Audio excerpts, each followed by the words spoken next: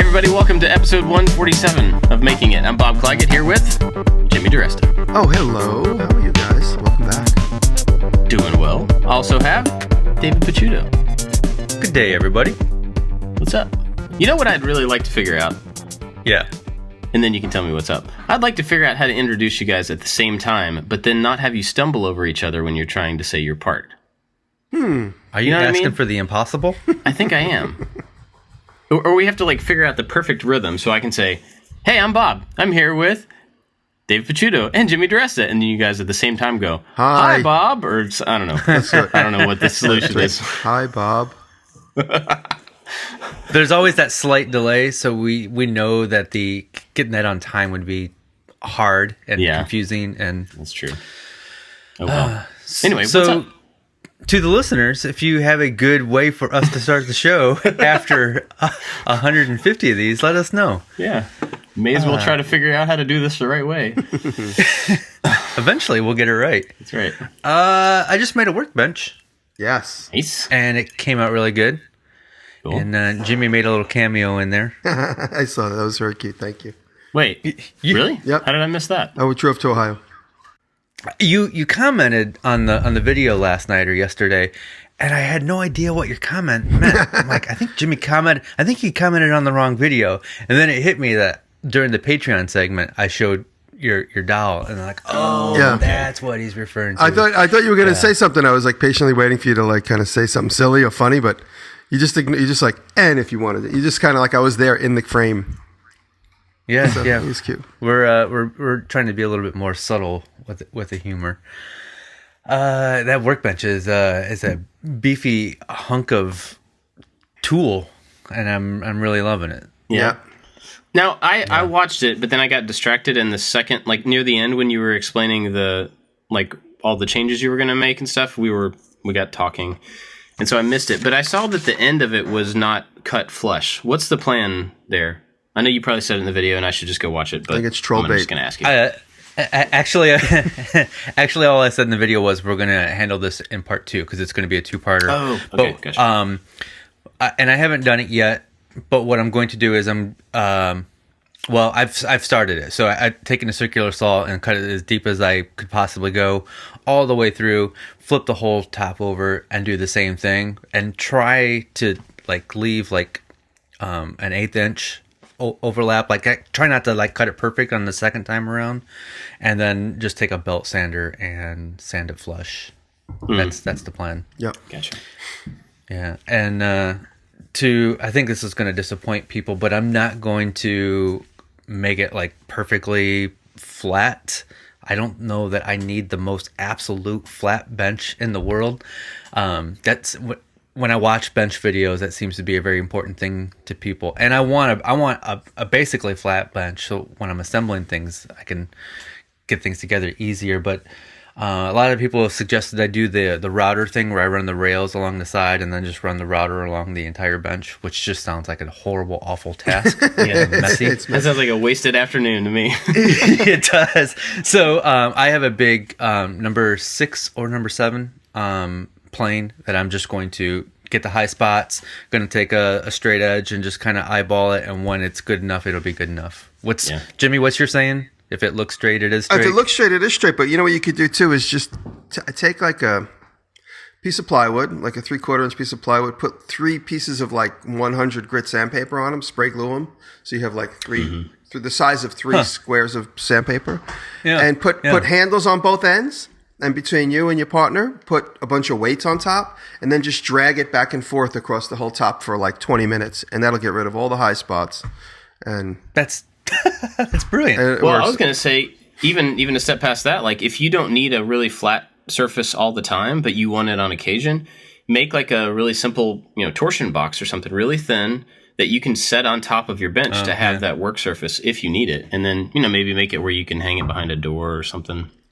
If that's important, and it's almost flat now. So I made the top in 3 sections, and those 3 sections individually got to go through the planer, which made them nice and flat. But then when I glued them up together, I tried so hard to make sure they were all level, but there's a little bit of dip, maybe a 1/16 and it's not that much. The 16th isn't much dip in the center where they're not completely even. Yeah, it doesn't matter. And then that's when you use that pencil trick where you kind of just give it a couple scribbles with the pencil, and then you run the sled, either it's the hand plane or the big sanding sled, over the whole thing, and then you see where the pencil's still showing. That's where your deep spots are. That's good call. Yeah. Yep. Lots of good tips there. Yep. Me and Welder, when we did this whole Corian thing, this whole Corian kitchen once, and we had to join two things, two like almost 7-foot joins. So we epoxied them together, and we had to make it smooth. And you epoxy Corian with the same exact color it is. So once you get a good sanding job, it's almost virtually impossible to see where the joint was if you do it cleanly. We had to sand this joint, and we came up with that idea. We just took a bunch of the steel weights that were laying around, put it on a big sanding block, and we literally just dragged it back and forth. And it was like 100 degrees that day, and we're both in there like dripping sweat, and there's like sweat dripping in with the sanding. It was a pain in the butt, but I learned that lesson that day of just making a weighted sled. And then you could swirl it around, you spin it, and it starts to really flatten everything. When you, this is kind of off topic, but when you epoxy Corian pieces, because it's so smooth, do you have to like roughen up the surface or drill out, make pockets to make the two edges? No, the epoxy you don't want to put it right on a perfectly polished edge, but a saw cut edge worked good for me. So if you pass it through the table saw and you have that rough cut edge.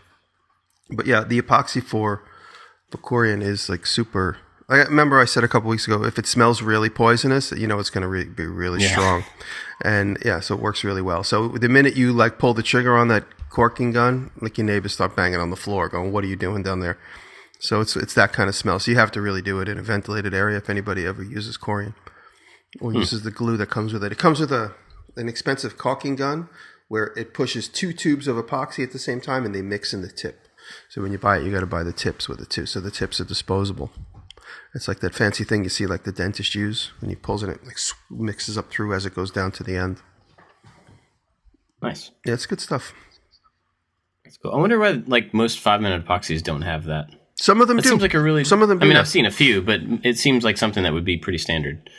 But I guess it's the same as squirting it on a piece of board and mixing it by hand. The problem is that those tips, if you're like a big production company, when you do it a lot, those tips, you got to buy them by the hundreds because the minute you use them, they're no good. So you got to just throw them away.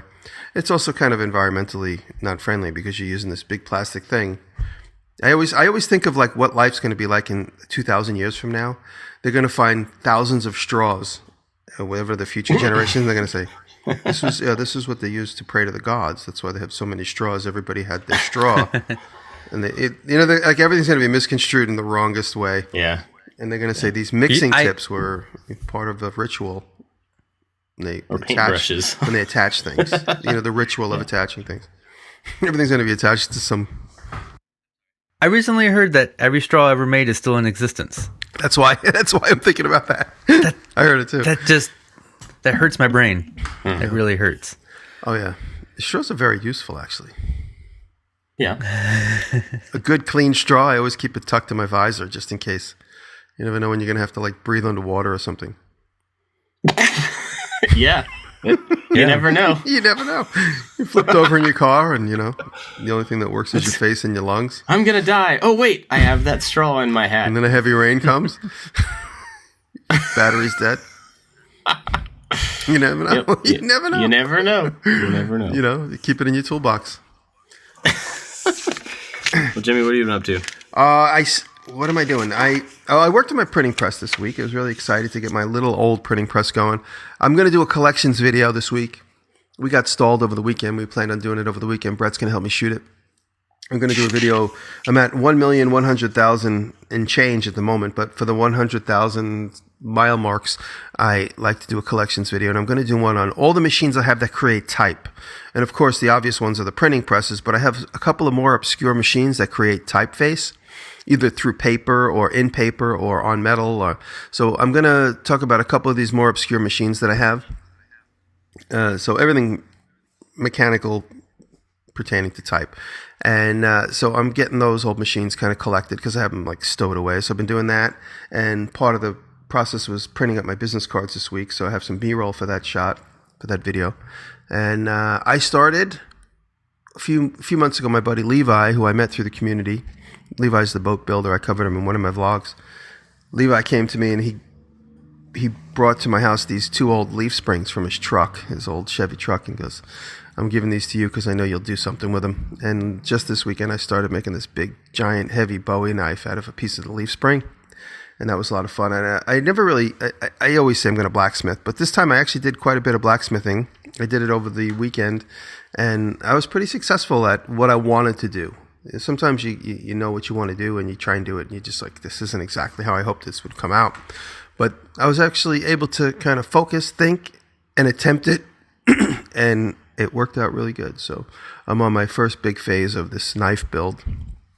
Now I get into the more finer shaping with the grinding. But yeah, I was able to draw it out and put a bevel on it all by hand, just a hammer and the heat. So I learned quite a bit on that one. That was a good one.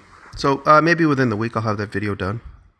So that's it. And my dad's coming today, so I'm going to show my dad around the house. He hasn't been here in a couple of years. He's coming with some friends. And oh, by the way, today is December 4th. Mm-hmm. Do you know what anniversary it is today? You guys don't even remember our anniversaries. It was a year. I'm making it 100. It was a year ago for making it. You guys knew that, right? You guys are just kidding with me. Yeah. Yep. That was 1 year ago. That's crazy. Can you believe it? That was fun. It's amazing. No. It was 1 year ago. It's funny because Jenny and I were just talking about that trip to Boston yesterday in a different context completely, but I hadn't even put together in my head that it was like a year from when it actually happened. Oh. I was thinking about it yesterday after you mentioned it, or a couple days ago, whenever that was. And just like, I don't know, making it 200 seems so far away. And I guess it is almost a year from now. But we got to do something, right? Well, it was such a great weekend. The chemistry of everything that came together, and there was a couple of really good friendships I developed there, and I introduced a couple guys that are still friends. My buddy Derek and his buddy and Graz and Derek. I introduced them at the bar we went to afterwards, and they've been friends ever since that moment. And me and Derek made friends that day. And Derek, happy anniversary, Derek. And he's become a bro of mine. He's come and helped out at some of the classes that we did here at the house, and he helped with the TP thing. Graz came to the TP thing. So that seems like 5 years ago, considering the few friendships that we made. And they just, that's the greatest thing about this community is that you make friends with somebody, and there's a lot of history already from the get-go, even though you guys don't know each other personally. Mm-hmm. So yeah, that's so making it was great. It was great, and making it 200. It's gonna be fun. We kind of started something. We have to start planning now.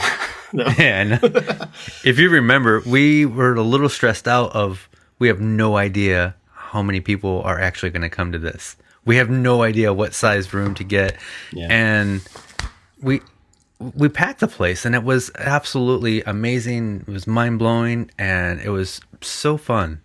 Yeah. One of the things that I loved most about that whole experience was that it wasn't just like us on stage talking to a whole bunch of people. It was like there were, dang it, I'm clearing my throat again. Guys, I got to stop. It was, I don't even remember, 4 or 5 different podcast groups on stage. And so it's not like people were just there to see us. I think we were maybe the like, hey, everybody, let's get together people. Yeah. And then a bunch of people came together. That was a great idea.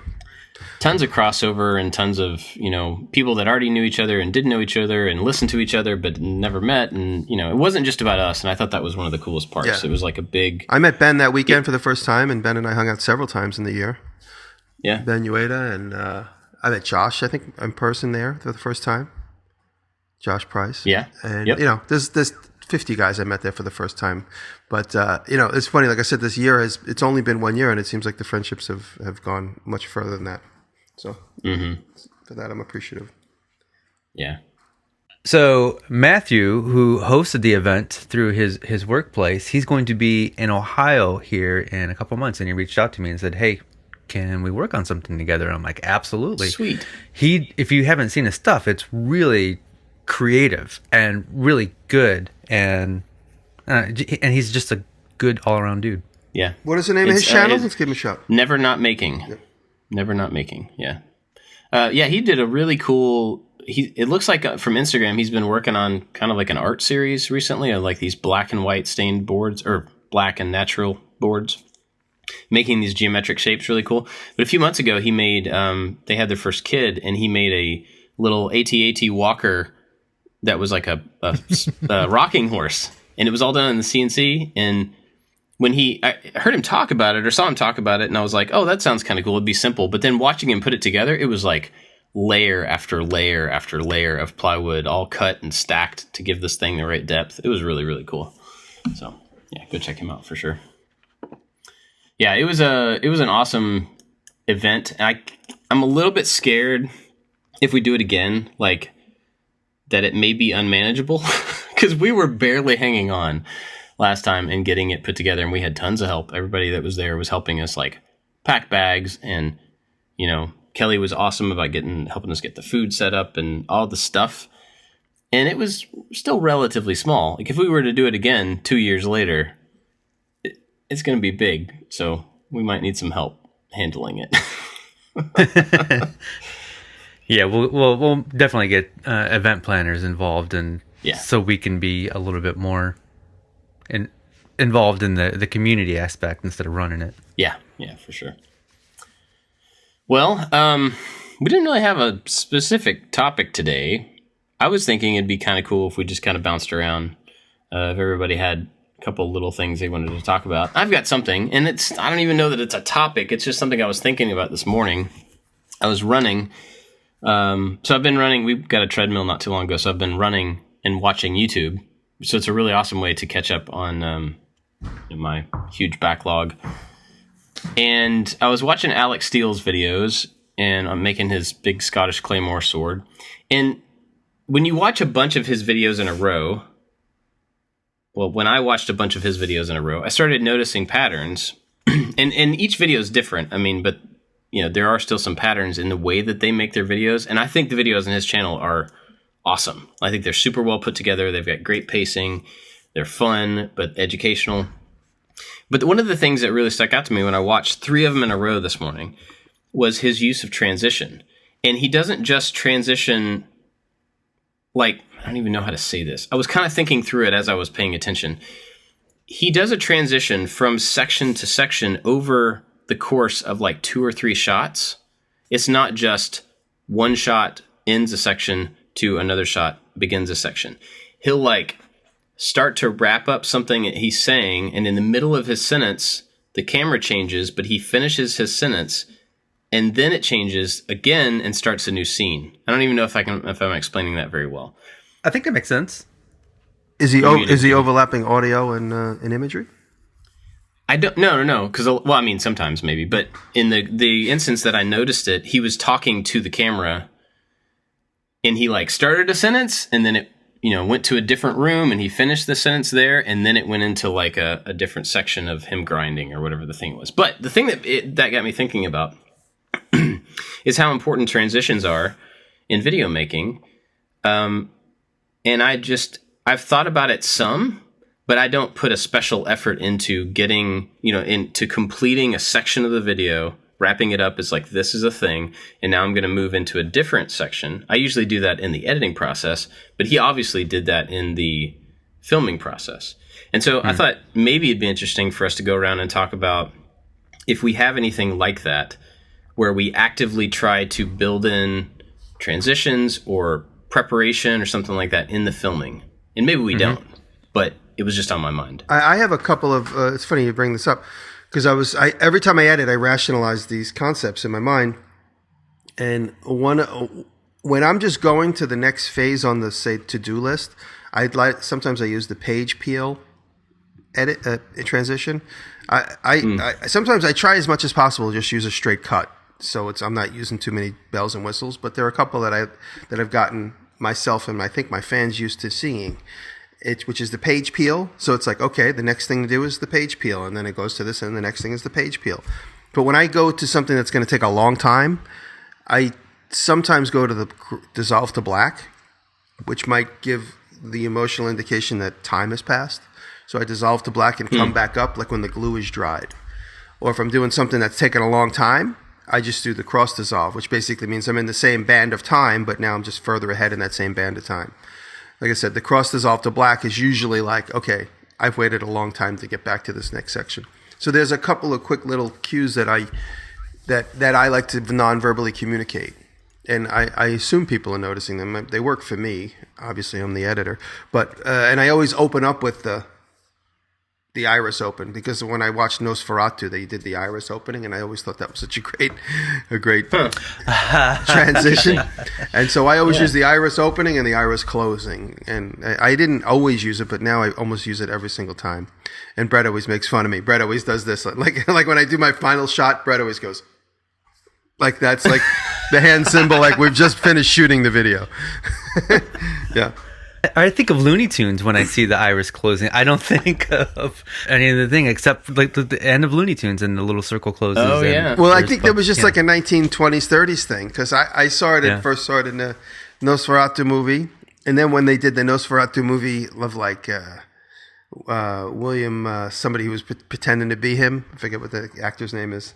Anyway, they did a modern version of the movie, and they used that as well. And that's when it kind of reminded me. I'm like, oh, I always like that transition when they do that.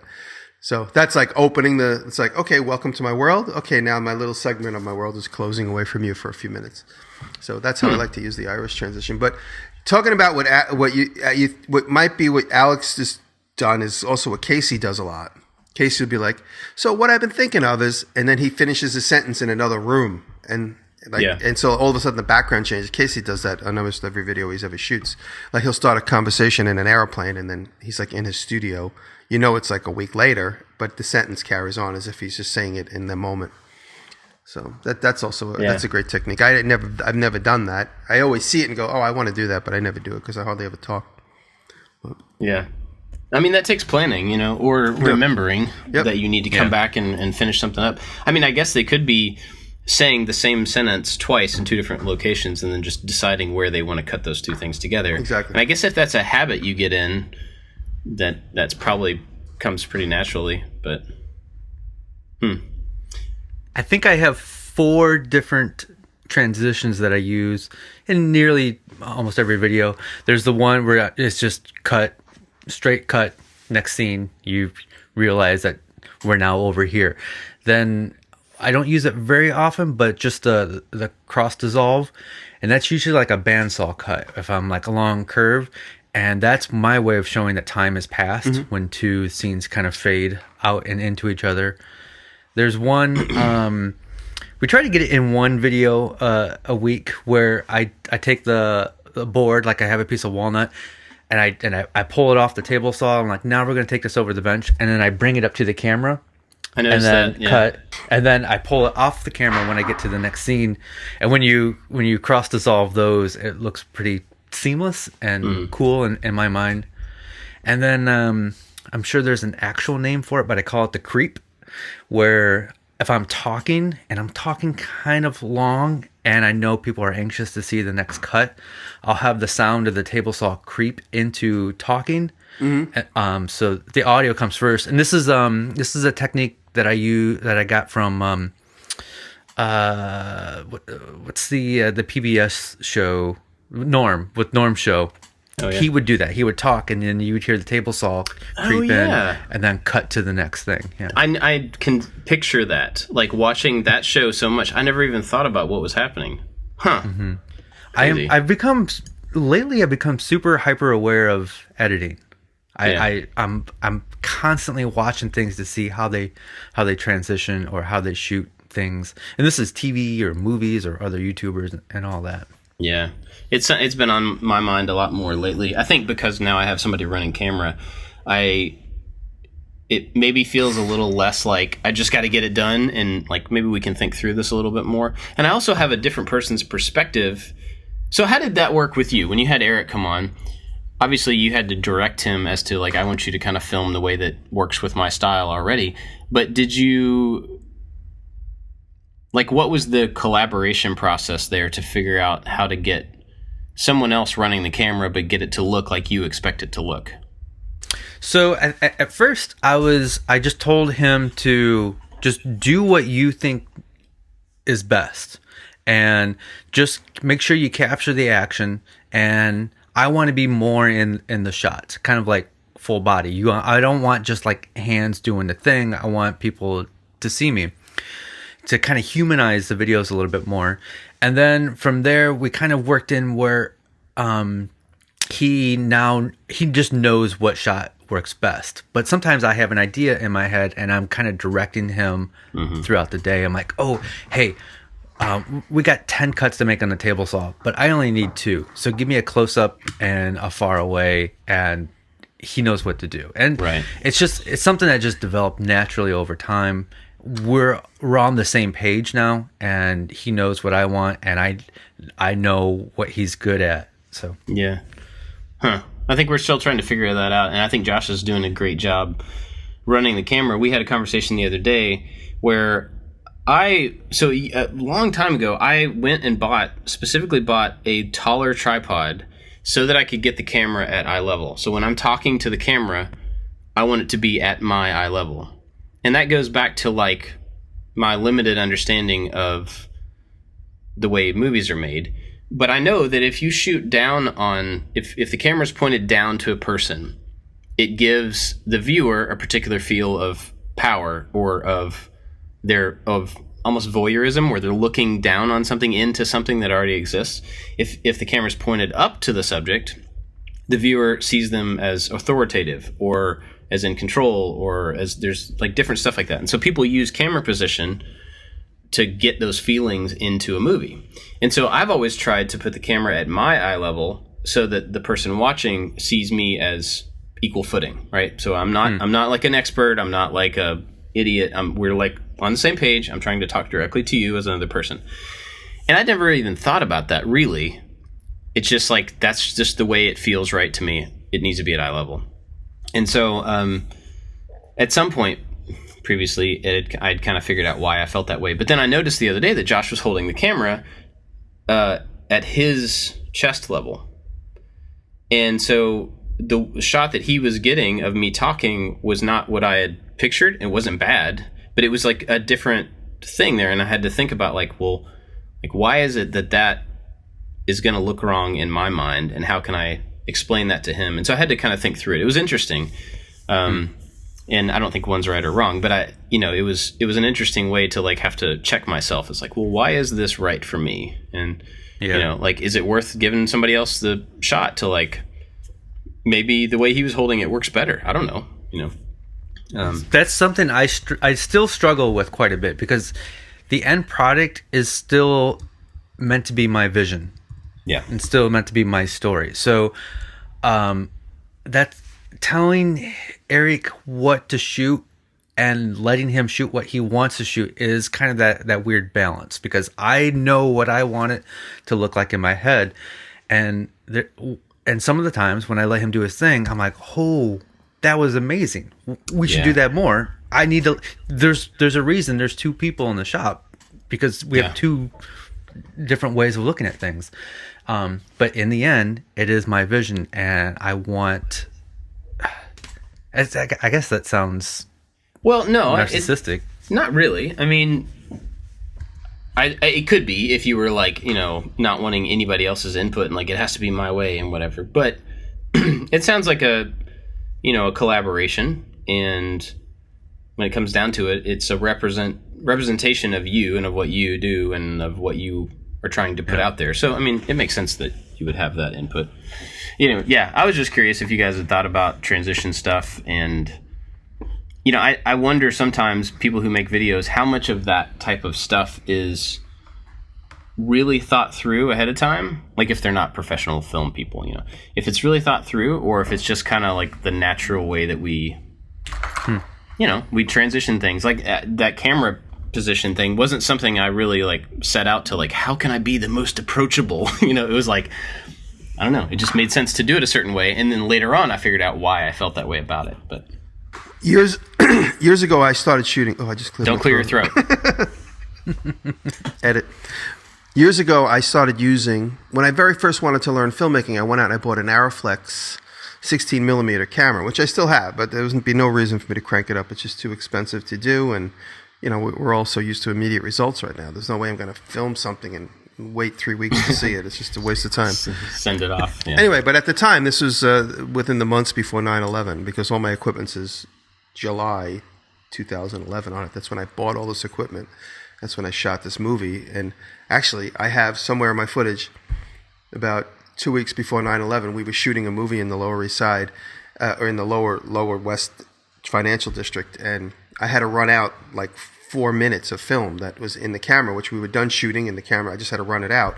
So we were driving by the World Trade Center, and I pointed my camera up out of the back seat of the taxi, and I shot up at the World Trade Center as we drove around it.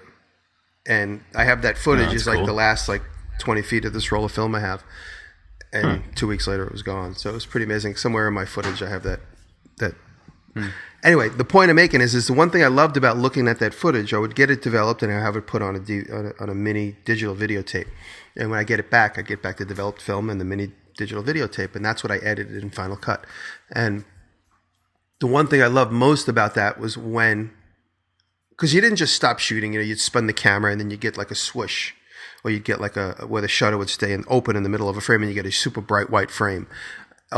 So those are the one things I love the most. So now when I shoot, I always I don't shut the camera off before I move it. So I always move the camera, and as I'm moving it, I shut it off. So when I'm looking back in the edit, I'm always looking for those squiggles, those swishes of the camera moving, where you could put it in the right spot. So if it's moving and then you pick up a move from a camera shot that you started, it makes a nice natural transition. So you'll notice a lot of times, even I talked about this 100 times, but when I shoot a scene and fast forward and I do 3 camera positions, I literally pick the camera up and move it while it's filming, and then I pick it up and move it again. But when I fast forward it, it just looks like a cut.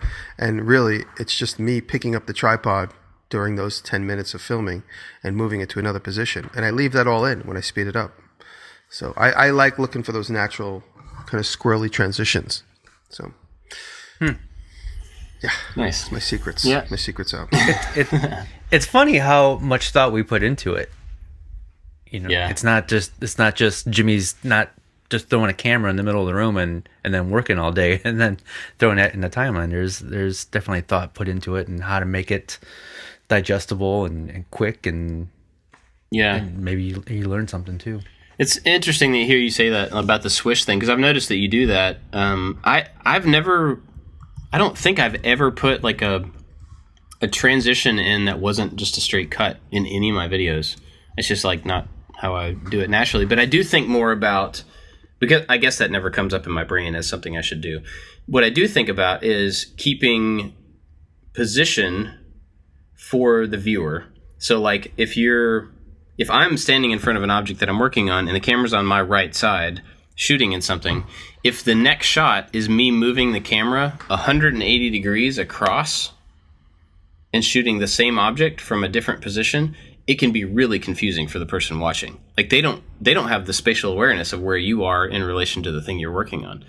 And so that's the stuff that I think more about, is like, well, if I move the camera from this shot to the next shot in a way that's going to like break up to where the viewer doesn't really know what's happening, it's going to pull them out of the thing that I'm trying to explain.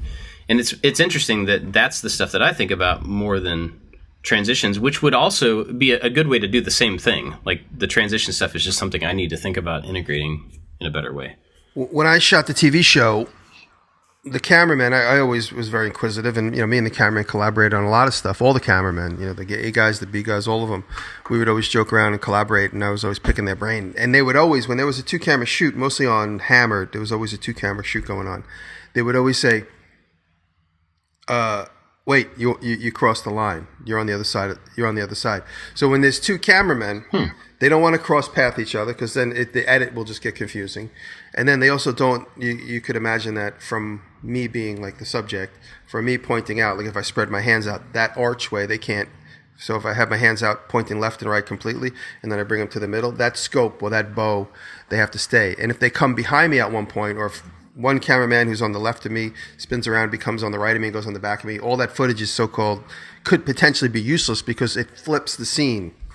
So that's what you're talking about. You always got to stay on the right side of the bow, is what these guys would always say. And they would be in the middle of filming, and one guy would go, there's always, even though there would be 2 cameramen, one guy was always directing, and he would say, you crossed me, don't cross me, go back over there. You got to stay. You got to at least stay from here to 10 feet over there. Otherwise, you're going to confuse the editor or the viewer. So I learned a lot listening to those guys, and sometimes I'm very conscious of bringing the camera and putting it completely on the other side of me. And if I saw this video and I'm on one side of the table, to try and remain in context, if I'm not doing super close-ups, it doesn't matter if I'm doing super close-ups because you don't have any spatial awareness of what you're looking at. But if I'm doing wide shots and you see, like, for instance, if I'm on the table saw, I'm not going to do a completely 180 shot from the table saw unless I really have to. But then again, in the world of YouTube, a lot of the rules are out the window. It doesn't really matter. That's very true. Yeah. So, but there are moments in time where I'll actually look at a shot that I did and I'll go, oh, that doesn't work next to that one. So I'll literally put a flip filter on it and turn it 180 degrees so that it works better with the shot that it came in or out of. Huh. But the only way you would know that I did that is if you look and it says saw stop in reverse. But your mind doesn't see that. Your mind just sees the next shot because that's what it expects to see comfortably. But if you look closely, one in a million of my shots, you'll notice the typeface or if there's any font in the room is reversed. Or you'll notice that the background is spatially opposite of what it is in reality, of what you come used to noticing. Huh. So interesting. Have you ever had anybody notice that? No, never. And sometimes, everybody look now. Sometimes I'll do a shot where, like, if I'm tapping on the left side of something, and naturally I feel in the edit I need me tapping on the right side of something, and I don't have it, I just use that same shot and flip it. So everything on the wall is exactly the same thing in a mirrored image. But if I use it fast enough, nobody notices it. Oh man, I'm gonna bust you out in the comments on that. So. Yeah, this is what we're going to talk about in the spring, right? When we all meet up at Jimmy's. For, a lot of fans want to do this. class. If you guys want to do so. this, a lot of fans really want to do this. So, I even had a fan say to me yesterday. A friend said to me yesterday, he goes, "My buddy David, he goes, instead of having just 10 people, he goes, why don't you try and have 20? And this way, people could stay at area hotels, and Bob can have like a group of people for a little while. Dave could have a group, and you could have a group, and then you could all switch." So, that's a good idea. So, yeah. I get my floor poured this week. Thinking of David. David's the guy who gave me that idea. David is a friend we met when we were all in Kansas City in 2015. In September of 2015, I met somebody there. That's why this community is great. Dave and I stayed in touch, and he's now become my general contractor. He's doing my floor next week. He's going to pour my slab floor, and he's going to do the walls, and he's helping me. We got a couple of options for windows, but so Dave met me at that show, and he said, I know you want to build a building. He goes, I'm a general contractor in the upstate area. He goes, but he's actually from Maryland, but he's been working on a really long-term project for a wealthy builder, a wealthy client. So the guy keeps adding buildings to the project. So he's staying in the area. And now that I'm finally building, thankfully, he's still in the area. He says he's going to be here for another year. So he's helping me out. So David, thank you for that. That's awesome. Yeah. So sweet. But so we really got to get serious about that. And the reason I bring up the building is because I'm hoping we could work in that building by the time you guys come here at one point in June or July or whenever that's going to be. Yeah. Well, let's start working on that. That'd be cool. Yeah, was that going to be? When is going to be 100 going to be? Maybe we'll hold it in the teepee. 200. When is the 200? It would probably be a year from now. Yeah. Because I think we need 50 more episodes. Mm-hmm. Yep. But, that's a lot goes into it when you make. I lost count of how many videos I've made, but it's got to be in the 500 range, considering the vlogs and every other little tiny video I made. And you get used to doing certain things. Like I'm even watching my vlogs, and I've created a pattern, an outline that I myself am used to. And every time I edit, I'm like, oh God, am I annoying the hell out of people by doing the same things over and over again? But I try and always bring a little bit of freshness to it. Keeping with the storytelling theme we have here, what is the purpose of your videos, both of you? So, Jimmy, when you make a video, what are you trying to show the people? Well, me and my brother developed this kind of mantra to enlighten, educate, and entertain. So to say, oh, I never knew you could use that material. Wow, I love watching this video. Wow, I'm going to go and try that. So enlighten, educate, and entertain. Those are three things that we always wanted to try. And that was like when we were pitching shows quite a bit. Those were the three things. And then my brother would always say he wanted to be Martha Stewart with a penis. That was his thing. That was the pitch. We'd always say it in the pitch, and people would always laugh.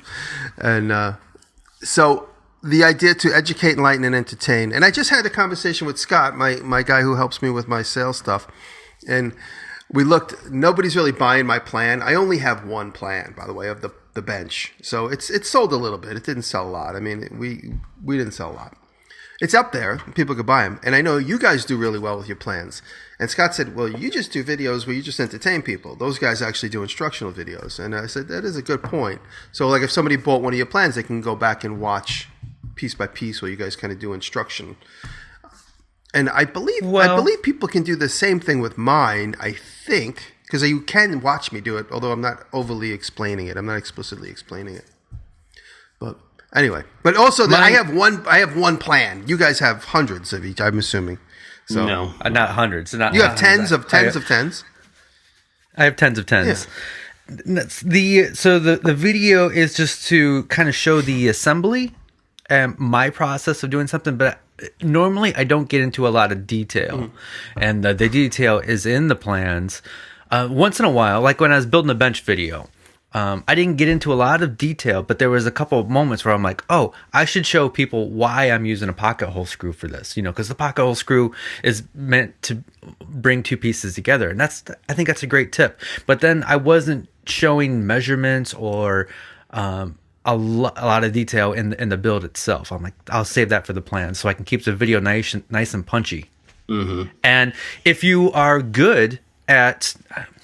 experienced at building things like this, you can watch the video and then make your own. If you need a little help, then you can go and get the plans for it.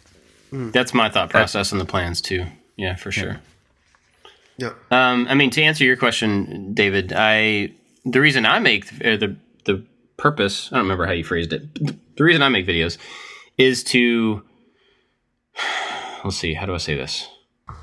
Imagine you're a person who wants a wooden katana, and you go, I don't have any clue how to go from bare wood to a sword-looking thing.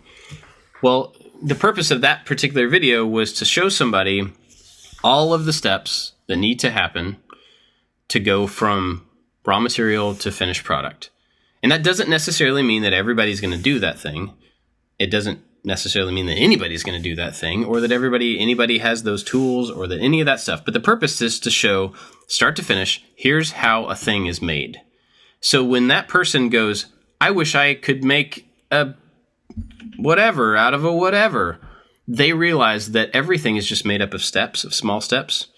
And if they see, project A from start to finish, then maybe project B won't be quite as daunting for them. Like, that's my purpose, is for me to be able to do the things that I want and use those things as an example for other people. That, like, this stuff is really not that hard. I mean, it's not impossible. Sometimes it's hard. Sometimes it's, it takes a while or takes extra skill or whatever, but it's possible, and I want people to realize that they're capable of more than they think they are. That's why I do it. Yeah. What about you? To inspire, entertain, and to just kind of show that creativity is not something you're born with. It's something that can be taught. So maybe you're not going to build the exact same thing as me, but maybe you can pull an idea out of that and incorporate it into your project. Or maybe it's, I want to spark ideas in people. And I don't know that I accomplished that, but that is the goal. And the more videos that I make, I think the more I'll get to accomplishing, igniting that spark in people. Here's a question for you. This isn't a challenge, it's more of a question. How could you gauge that? How could you measure if you're accomplishing that goal? That's a good question. When people send me photos or videos of stuff that they're making that was inspired by what I do, whether it's like you went step by step and made the thing, or you took that one thing and made it your own into something else. That's the gauge, I think. That's the gauge. Cool. Yeah. Right on.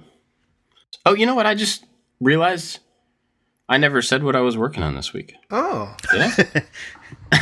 What are you working on, Bob? Well, it was really fun. I don't know why I just now thought of it, but I made a slingshot cannon that's shaped like a candy cane. I wanted to do something for Christmas, and we got to talking, and it turned in from like this. Basically, I wanted to decorate a Christmas tree with a slingshot. And so it turned from this one thing into this other thing, and then it ended up as a 4-inch PVC candy cane with a slingshot on the inside of it. So and it's like got red tape wrapped around it, so it looks like a candy cane. And so you pull this string back out of the back of it and kind of, cock it, get it held there, and then you just fill up the tube with decorations and then let it go and it shoots the decorations. So Friday afternoon, we had an afternoon of setting up a fake tree in the driveway and just shooting stuff at it for like several hours. And it was so much fun. It was so much fun. Is that what all your teaser photos were? Yes. That was the stuff that we shot and, some of the construction material, but yeah, it was a lot of fun. Completely silly and useless and kind of worked half as well as I hoped it did, or as it would, but it did work. So. And I got to shoot my kids with like a whole candy cane load of popcorn. That was a lot of fun too. We were out like shooting all this stuff, and I heard them get off the bus in front of the house, and so I loaded it up with popcorn. They came running around the house. I'm like, "Oh, guys, go look at the Christmas tree. Go check it out. Look at all the stuff we got in the tree." I'm like trying to get them up by the tree.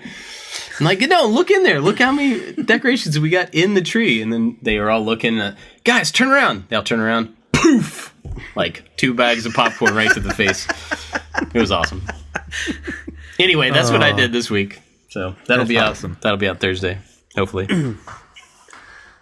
So we were all kind of kicking around some ideas. I reached out to some friends this morning before we got together and asked somebody if they wanted to hear any topics. Some of my friends and someone asked, how do you handle free tools? And we've talked about this in the past, but I think we're all a little bit obviously further advanced than we were before.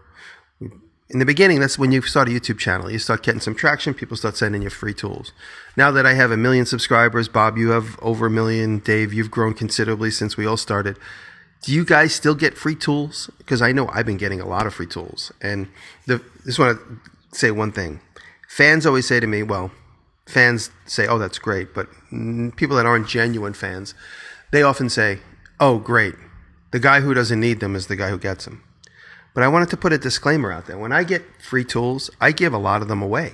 People don't see that. So I'll open them up on camera, and if I have multiples of something, I'll just give them to the next guy that shows up, or I give them to a friend, or I know somebody that needs them. So I don't always show that part, the philanthropy, you might say, of me getting free tools and then giving them away months or a year later or the next couple days. So that's one thing that the trolls don't see.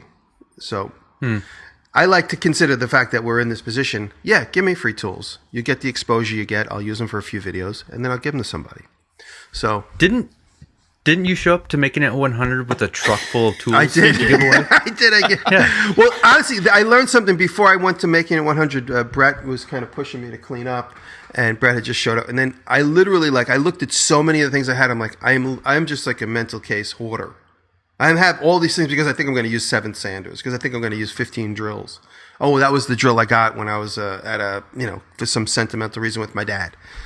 I had so many tools so that when it came up to Making It 100, I knew there was going to be so many people that would want these things. I just loaded my truck up with whatever I could and just gave it all away.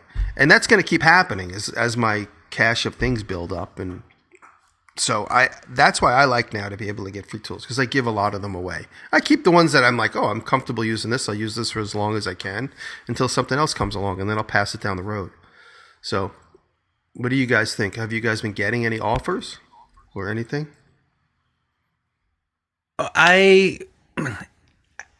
So I don't a lot of my floor standing tools I've purchased on my own, and as far as the bigger tools, the only one that was given to me was my saw stop table saw. But the disclaimer to that is it's my second one. I paid for my first one, and when I moved into the new shop, I upgraded the electrical, and we worked out a deal where they were going to send me a 220 version, a 3 horsepower one. And I know that is the only table saw brand that I want to use because of some of the technology that's involved in it and the safety features. As far as all the other tools, the freestanding tools, I've gotten jigs and stuff for free, but all the freestanding tools I've paid for. The Glowforge, the lathe, the drill press, and everything else, the planer, and that I paid for that. and I'm a little hesitant these days to accept free tools because of the commitment that's involved. I don't want to accept a tool and then feel like I now have to promote this company that's maybe not paying me, and this is a business, so I need to get paid. And I think Bob and I have had this conversation where there's a point where like it's better to just buy the tool and then you can deface it or give it away or sell it and use it as you wish. Yeah. Right. Instead of being under the control of somebody else. I'm with you 100%, 120% on that. Like I trying to think if I have any tools that were given to me. I don't know that I do. And there's nothing wrong with that. I mean, a lot of people do that. I know some really successful channels that take free tools instead of payment all the time. And okay, cool. That works for them. This is my opinion, so don't take it as anything other than that. But I would rather not be bound, just like you said, I would rather not be bound to a company if I don't have to be. Okay, here's some examples, and I'll try to leave names out so we don't break any relationships or anything. There was a company that I was talking to for a long time. A lot of people have worked with them. Great company, great tools.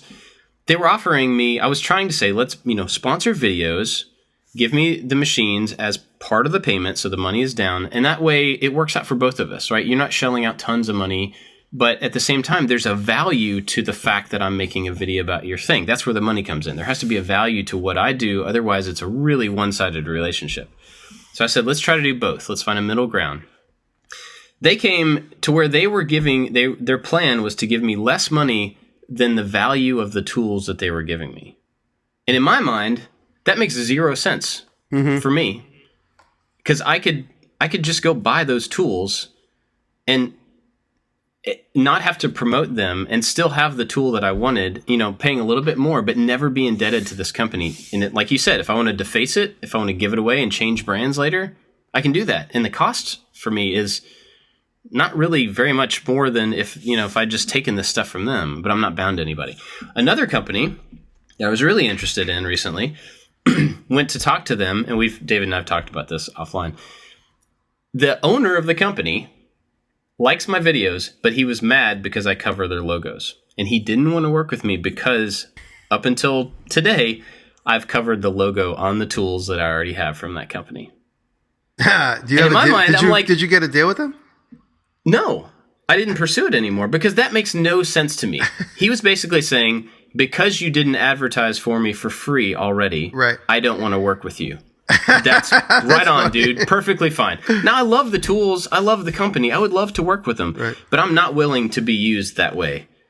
And so for me, when I think of free tools, I think of those companies trying to get as much as they possibly can for as little as they possibly can.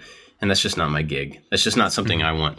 Now, like I said, my opinion, I'm not talking bad about anybody who does it another way, but for the way that I want to run my business and who I want to be beholden to, right, it's not getting free tools. I want to be beholden to the people that watch my videos to give them the best thing I can give, not try to figure out how to shoehorn in a tool and a sales pitch to a tool that I could just buy because I'm blessed enough to make enough money to buy it myself. That's me. That's a really good point. That's a really good point. Okay. I remember back when I didn't have a lot of tools, and I'm in the tool buying process. And I know when I watch some of my favorite woodworkers and I see the tool that they're using, I see them succeed with that tool. That's the tool that I want because I see this person that I like, they're using a tool and they accomplish something. And so and I would go and buy that tool.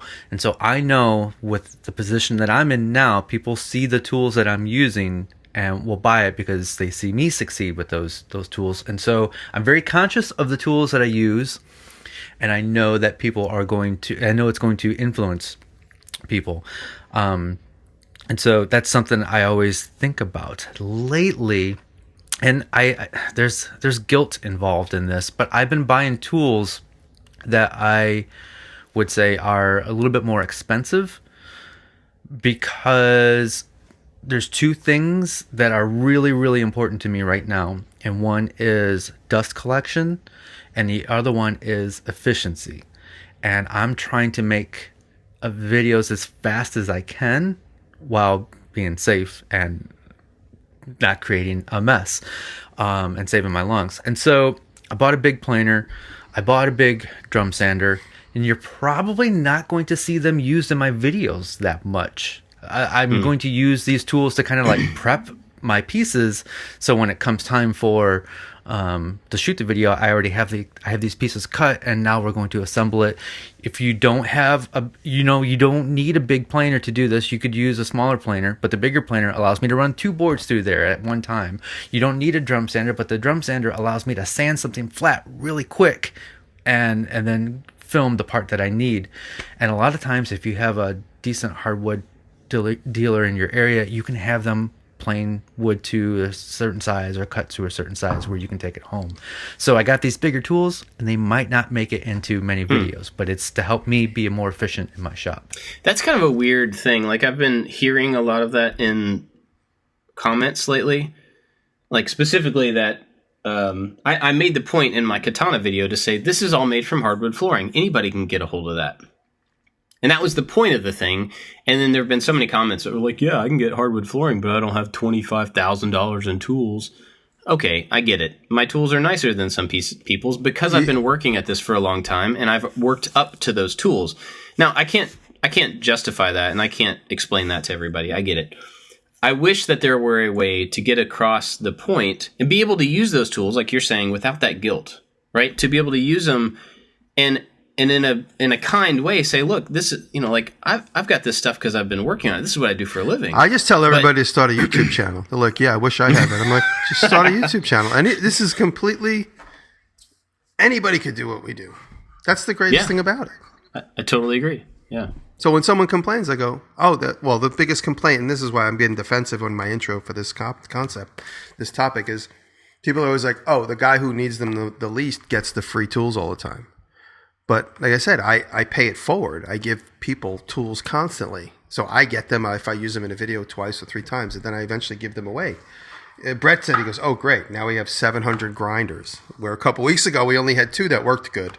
Now I got like 500, which is great because I love having grinders. I hate having to change the top, so I don't have to change the top ever. I have 1 grinder per every cutting disc that ever existed. That's a lot of grinders. But that's when people say, oh, the guy that needs them the least gets all the free stuff. I'm like, well, all you got, it's real simple. Just start a YouTube channel, make 600 videos, and do it for 7 years, and you get whatever you want. It's real easy. But that being said, I wanted to just, I'm getting, the reason this conversation came up is because I got a package of free tools yesterday, and that's one thing. But I'm signing a deal with a CNC company. I'm getting a 10x5 CNC machine. I don't want to say yet until it's actually in the shop, just in case things go wrong. But I reached out to like 4 or 5 companies, and my offer to them was, I don't need to own it.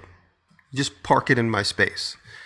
You guys could use it as an advertising tool because it's going to get used in my shop in more than one video. Taylor and I could use it to actually make money with. I could make videos with it. And I said, look, if you want to put a so-and-so attachment on it, a tool changer or a vacuum thing, whatever you guys want to do, it's yours.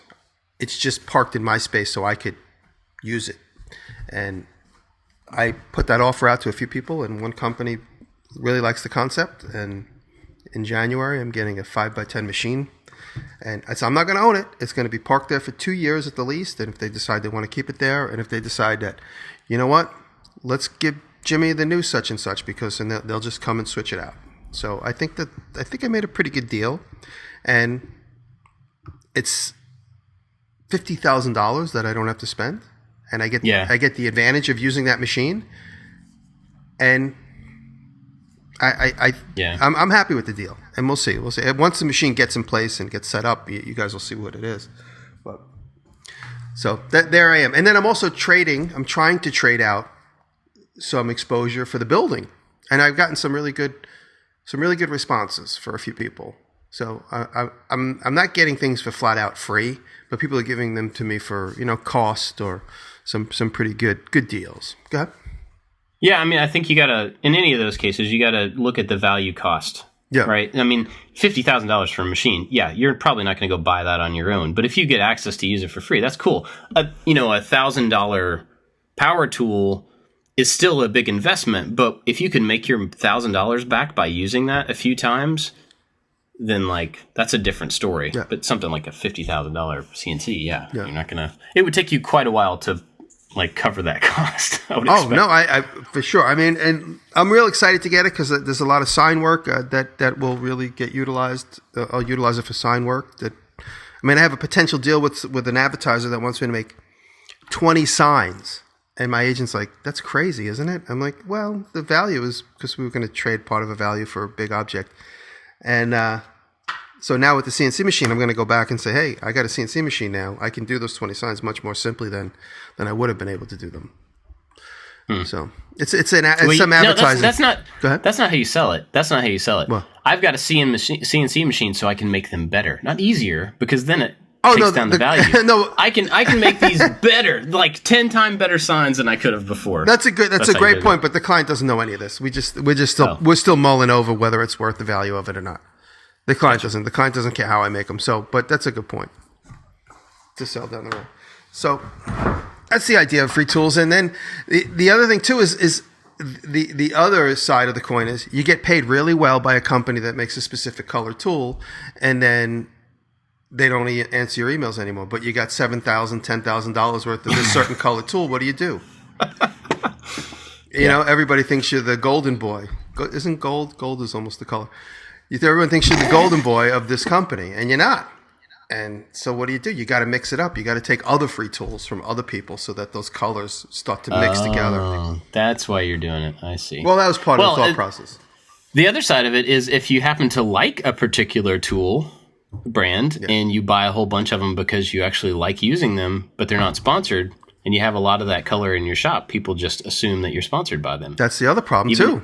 Even if you color the logos. I guess I could go the Diresta route and just paint everything white. I'm going to paint everything white after this conversation. You know what you should do is get a white spray paint sponsor. Somebody to give you a whole bunch of free white spray paint. Then you can go paint all your tools. I've been trying to get in touch with Montana. See? No one calls me back. I'm going to tell you guys in the after show about crashing my drone. Oh, no. So, but before we do that, let's talk about what we've been watching. A brand new channel. April Wilkerson introduced the world to Anne of All Trades yesterday in her recent video. Oh, I've been looking at her. She's amazing.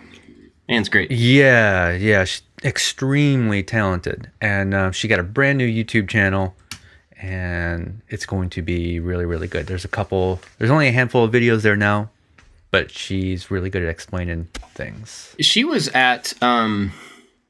I'm trying to remember which show it was. Maybe Woodworking in America in Kansas City, the one we went to or something. Mm-hmm. And she was there with one of the Texas Heritage, I think, is who she's with. And she was over there doing like awesome woodwork, hand tool stuff. Whoa. Sorry, that was I had a video. Sorry. Anyway, she's extremely talented. Go check her out for sure. Jimmy, what you got? I'm gonna plug my buddy Jim Bollinger at Do Right Fabrications, DORITE Fabrication.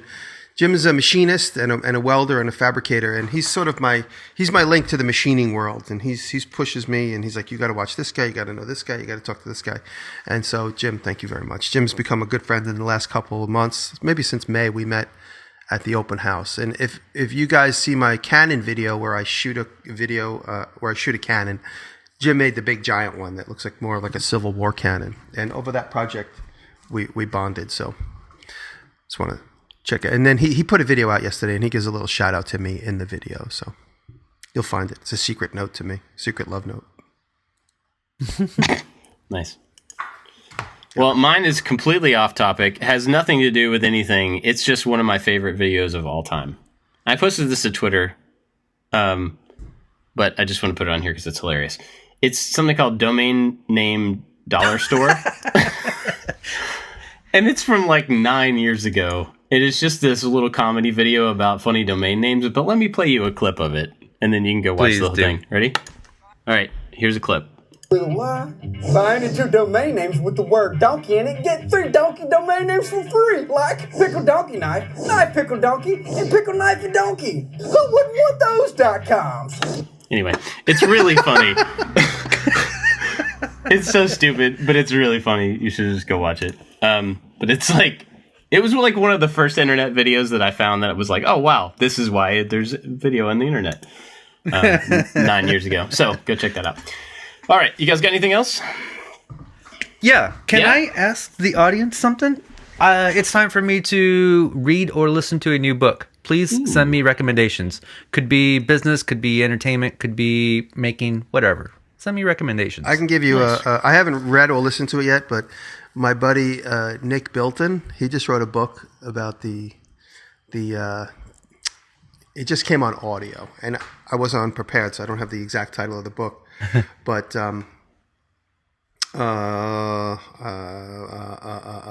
is anybody doing Nick Bilton? Yeah, look at Nick's newest book. It's called The Silk Road.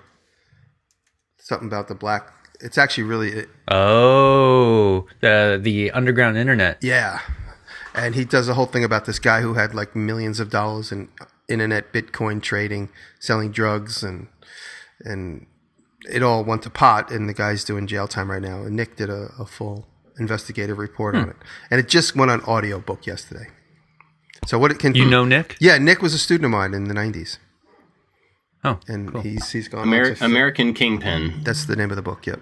Actually, Casey and him are friends too, because Casey showcased it when it first came out a couple months ago. But now it's on audio.